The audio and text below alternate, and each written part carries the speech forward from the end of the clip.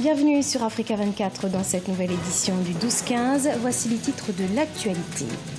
En Égypte, un nouveau rebondissement à quelques heures de la clôture des candidatures pour l'élection présidentielle. Un candidat de dernière minute se présente. Il s'agit de Moussa Mostafa Moussa, le chef du parti libéral égyptien Al-Ghad. 81 milliards de dollars, c'est le montant perdu par le continent chaque année à cause des flux financiers illicites. Afin de lutter contre cette corruption, les dirigeants réunis au 30e sommet de l'Union africaine tentent de trouver des solutions. Et puis au Soudan du Sud, le gouvernement renonce aux frais d'inscription des ONG locales et internationales. Un grand pas dans les efforts pour la stabilisation sociale du pays, selon les observateurs internationaux. Mais tout d'abord, au Burkina Faso, le procès des cerveaux présumés du putsch manqué de 2015 s'ouvrira le 27 février devant le tribunal militaire de Ouagadougou. Les généraux Gilbert Diendéré et Djibril Bassolé, ainsi que 83 autres personnes, sont accusées notamment d'attentats à la sûreté de l'État. Pour rappel, le 16 septembre 2015, des soldats du régiment de sécurité présidentielle avaient tenté de renverser le gouvernement de transition mis en place après la chute du président Blaise Compaoré le 31 octobre 2014 après 27 ans au pouvoir. Un putsch qui avait alors échoué grâce à une mobilisation populaire soutenue par une partie de l'armée. En Égypte, le président sortant Abdel Fattah al-Sisi fera face à un candidat lors de l'élection présidentielle en mars 2018. Moussa Mostafa Moussa, chef du parti libéral égyptien Al-Ghad, a en effet annoncé sa candidature ce 29 janvier. Candidature qui peut prêter à confusion selon certains observateurs. Moussa Mostafa Moussa étant désigné comme un grand soutien du chef de l'État, Vidanda. Rebondissement à quelques heures de la clôture des candidatures pour l'élection présidentielle égyptienne. Le président actuel, Abdel Fattah al-Sisi, alors seul candidat en lice, va faire face à un candidat de dernière minute, Moussa Mostafa Moussa. Le chef du parti libéral égyptien Al-Ghad a annoncé ce lundi 29 janvier 2018 avoir déposé son dossier de candidature à la commission électorale après avoir rassemblé les parrainages requis. Une candidature de dernière minute qui soulève de nombreuses questions. Avec un parti en faveur du président sortant, Moussa Mostafa Moussa serait-il un adversaire crédible? On pourrait se poser beaucoup de questions. On a l'impression que ça a été orchestré derrière et que c'est fait exprès, effectivement, peut-être pour arranger l'image du Parti libéral. Ce monsieur a toujours été en fait un soutien de Al-Sisi. Et du coup, sa candidature prête un peu à confusion dans la mesure où on se demande pourquoi est-ce qu'il se présenterait contre le candidat sortant actuel. Élu en 2014 avec 96,9% des voix, le président Sisi et son régime ont été accusés dimanche 28 janvier 2018 par 5 personnalités d'opposition d'empêcher toute compétition loyale, appelant la population au boycott du scrutin. Les anciens adversaires à la course à la présidentielle ont retiré leur candidature durant ces dernières semaines, affirmant être victimes de pression. Alors sur ce point, vous savez, les questions politiques, quel que soit le pays d'ailleurs, en Afrique francophone, les règles du jeu ne sont pas toujours respectées en matière de campagne électorale.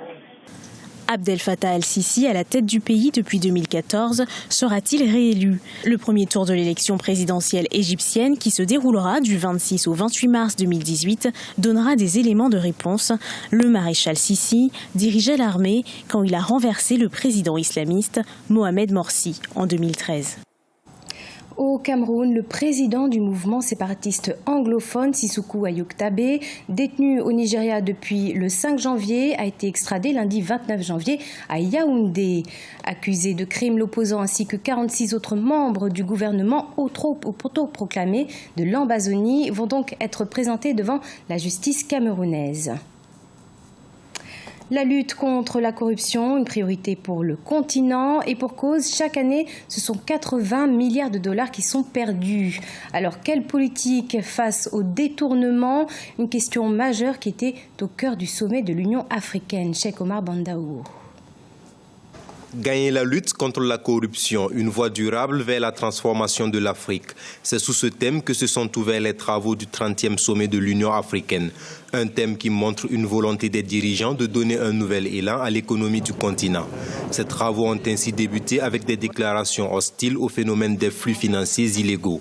L'Afrique perd 80 milliards de dollars en flux financiers illicites, dont 70% dans les industries extractives, c'est-à-dire les ressources minérales.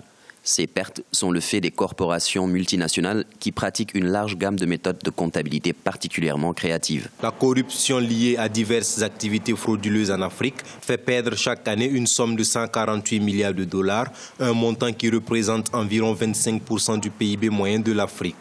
Au niveau de l'Union africaine, la question des flux financiers illicites est prise très au sérieux par les chefs d'État et de gouvernement selon Albert Muchanga, ce qui justifie la nomination d'un haut comité dirigé par l'ancien président sud-africain Thabo Mbeki, avec pour objectif d'exhorter les acteurs concernés à mettre fin à la fuite de ces ressources hors du continent. L'Union africaine, en tout cas pour cette question précise, n'aura aucun résultat. Pourquoi ? Parce que c'est une organisation, Union africaine, qui n'a toujours pas compris comment fonctionne le monde du secteur privé.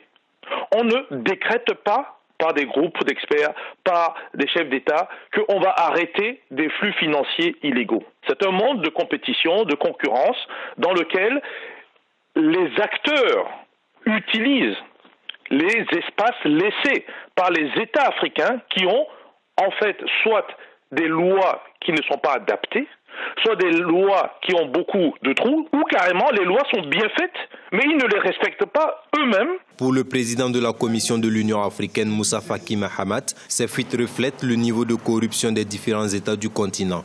Il estime alors que, comme pour le terrorisme, il doit s'agir d'une lutte globale qui ne pourra être remportée que par une action collective.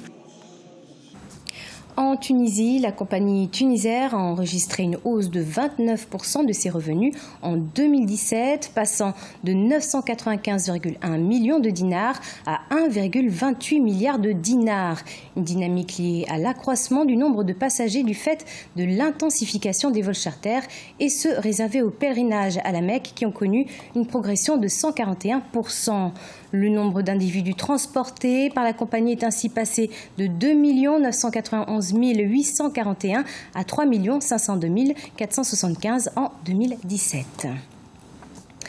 Au Soudan du Sud, la commission de secours et de gestion des catastrophes annonce suspendre temporairement les frais d'enregistrement des ONG nationales et internationales. Des frais qui pouvaient aller jusqu'à 3 000 $ par an, alors que la plupart de ces mêmes organisations humanitaires sont confrontées à des difficultés financières.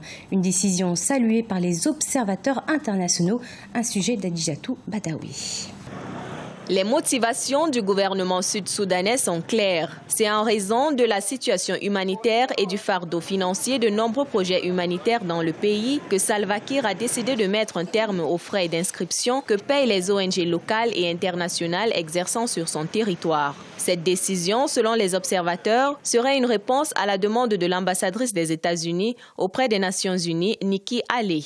Celle-ci aurait demandé au gouvernement Kiir de créer un environnement approprié pour les travailleurs humanitaires en fonction au Soudan du Sud. La réaction du gouvernement Kiir n'a pas laissé les acteurs internationaux indifférents. Nous encourageons des reculs encore plus importants des obstacles administratifs afin que les Sud-Soudanais qui souffrent depuis longtemps puissent obtenir l'aide dont ils ont besoin sans délai. Cette action gouvernementale qui vise à renoncer aux frais d'inscription pour les humanitaires permettra aux ONG d'économiser environ 2 500 $ par rapport à l'année dernière. Depuis 2013, date du début des conflits au Soudan du Sud, les ONG apportent de l'aide humanitaire de façon régulière à environ 3 millions de personnes par mois. D'après certains observateurs internationaux, cette décision est un grand pas dans les efforts pour la stabilisation sociale au Soudan du Sud.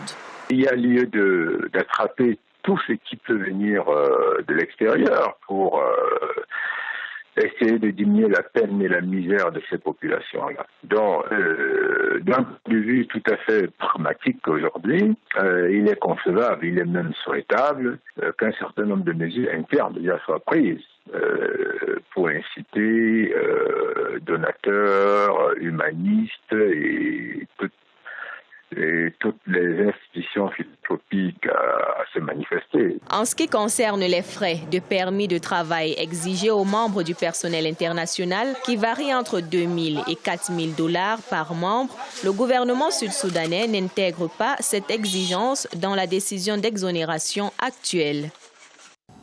Ce journal a été réalisé par l'ensemble de la rédaction. Merci de votre fidélité. Retrouvez dans un instant une nouvelle édition de l'information sur Africa 24.